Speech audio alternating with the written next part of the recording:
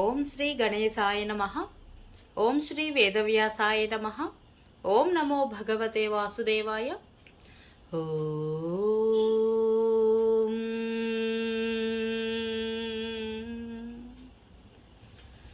శుక్లాంబరధరం విష్ణుం శశివర్ణం చతుర్భుజం ప్రసన్నవదనం ధ్యాయేత్ సర్వవిఘ్నోపశాంతయే.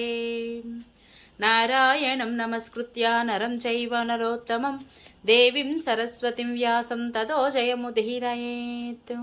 అనగా నారాయణ స్వరూపుడైన శ్రీకృష్ణుడికి, నరోత్తముడైన అర్జునుడికి, వారి లీలలను ప్రకటించే సరస్వతీదేవికి, దానిని రచించిన వ్యాసునికి నమస్కరించి అసుర భావాలను తొలగించి అంతఃకరణ శుద్ధిని కలిగించే మహాభారత గ్రంథ పారాయణకు ప్రేరేపించిన శ్రీకృష్ణ భగవానుడిని ప్రార్థిస్తూ ఈరోజు పారాయణలోనికి వెళదాం. మరి హరే కృష్ణ. అందరికీ నమస్కారం.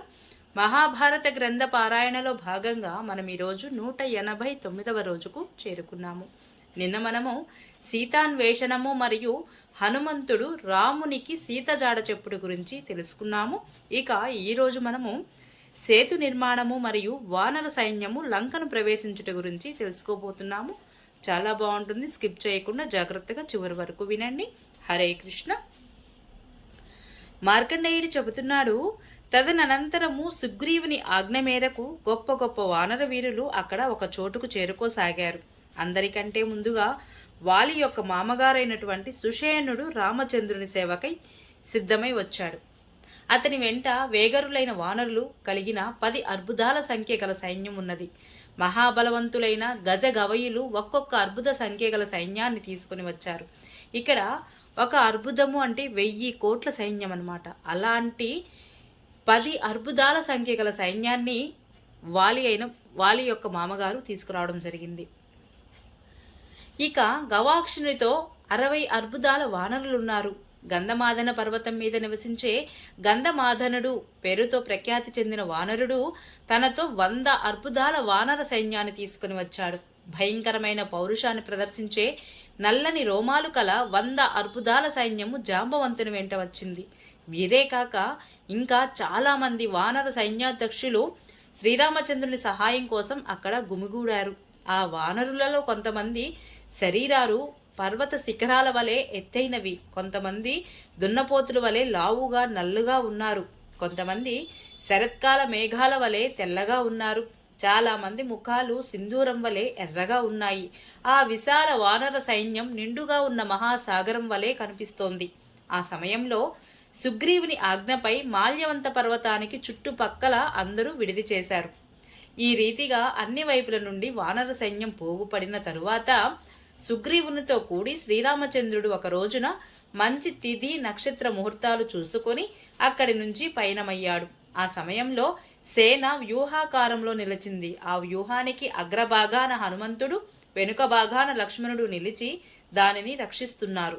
వీరు కాక ఇంకా నలుడు, నీలుడు, అంగదుడు, క్రాధుడు, మైందుడు, ద్వివిధుడు కూడా సేనను రక్షిస్తూ ఉన్నారు. వీరందరి చేత సురక్షితమైన ఈ సైన్యము శ్రీరామచంద్రుని కార్యసిద్ధి కోసము ముందుకు కదలసాగింది. దారిలో అనేకమైన కొండలపై అడవులలో మజిలీలు చేస్తూ ఆ సైన్యము లవణ సముద్రం దరికి చేరి దాని తీరంలో ఉన్న అడవిలో గుడారాలు దించింది.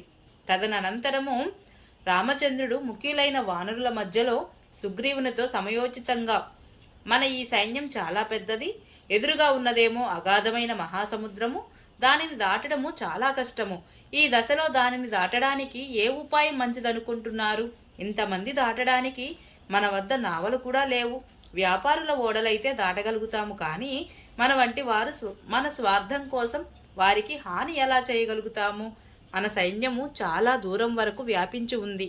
దీనిని రక్షించడానికి తగిన ఏర్పాట్లు చేయకపోతే సమయం చూచి శత్రువు దీనిని నాశనం చేయగలడు. నాకు వచ్చిన ఆలోచన ఏమంటే, ఏదో ఒక ఉపాయం ద్వారా సముద్రుడిని ఆరాధించి ఉపవాసాలు చేసి పంతం పట్టినట్లయితే అతడే ఏదో ఒక దారి చూపిస్తాడు మనకు.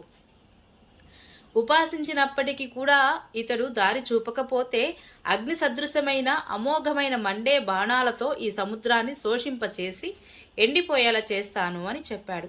ఇలా చెప్పి శ్రీరామచంద్రుడు లక్ష్మణ సహితుడై ఆచమించి సముద్ర తీరంలో దర్భాసనం పరుచుకొని పడుకున్నాడు. అప్పుడు నదీ నదాలకు అధిపతి అయినటువంటి సముద్రుడు జలచర సహితంగా స్వప్నంలో రామచంద్రమూర్తికి సాక్షాత్కరించి మధుర స్వరంతో కౌసల్యానందన, నేను నీకు ఏమి సహాయం చేయగలను అని అడిగాడు. శ్రీరామచంద్రుడు, ఓ నదీశ్వర, నేను నా సైన్యానికి దారి కోరుకుంటున్నాను. ఆ దారిలో వెళ్ళి రావణుడిని వధించాలి. నేను అడిగినా నీవు దారి ఇవ్వకపోతే అభిమంత్రించిన దివ్య బాణాలతో నిన్ను ఎండిపోయేలా చేస్తాను అన్నాడు. శ్రీరామచంద్రుని మాటలు విని సముద్రునికి చాలా బాధ కలిగింది. అతడు చేతులు జోడించి, స్వామి, నేను మిమ్మల్ని ఎదిరించాలని అనుకోవడం లేదు. మీ పనికి విఘ్నం కలిగించాలనే కోరిక కూడా నాకు లేదు. ముందు నా మాట వినండి, తరువాత మీకు ఉచితమనిపించినది చేయవచ్చును. మీ ఆజ్ఞను పాటించి మీకు దారి ఇస్తే ఇతరులు కూడా వింటి బలాన్ని చూపి నన్ను ఇలాగే ఆజ్ఞాపిస్తారు. మీ సైన్యంలో నలుడు అనే వానరుడు ఒకడున్నాడు. అతడు విశ్వకర్మకు పుత్రుడు. అతనికి చక్కని శిల్పశాస్త్ర జ్ఞానం ఉన్నది. అతడు తన చేతితో ఒక గెడ్డి పరకను కాని కట్టెను కాని రాయిని కాని వేస్తే దానిని నేను పైన తేలియాడేలా చేస్తాను. ఈ రీతిగా మీకోసము ఒక వంతెన సిద్ధమవుతుంది అని విన్నవించాడు. ఇలా చెప్పి సముద్రుడు అంతర్ధానమయ్యాడు.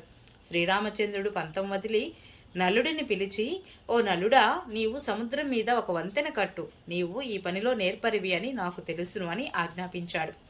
ఈ రీతిగా రామచంద్రుడు వంతెన సిద్ధం చేయించాడు. దాని పొడవు 400 కోసులు దూరము, వెడల్పు 40 కోసులు.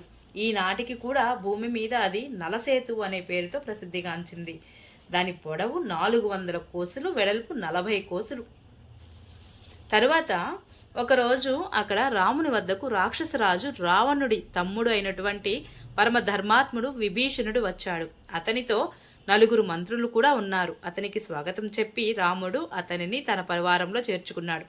సుగ్రీవుడికి మాత్రము మనసులో అతడు శత్రుగూఢాచారేమో అనే సందేహం కలిగింది. కానీ శ్రీరామచంద్రుడు అతని చేష్టలు, వ్యవహారము, మనోభావాలు పరీక్షించి అతడు పరిశుద్ధుడు అని, సత్యవంతుడు అని గ్రహించాడు. అందుకనే చాలా ఆనందంగా అతనిని ఆదరించాడు. అంతేకాదు, ఆ క్షణంలోనే విభీషణుడికి రాక్షసులకు రాజుగా అభిషేకించాడు. లక్ష్మణుడికి మిత్రునిగా చేశాడు.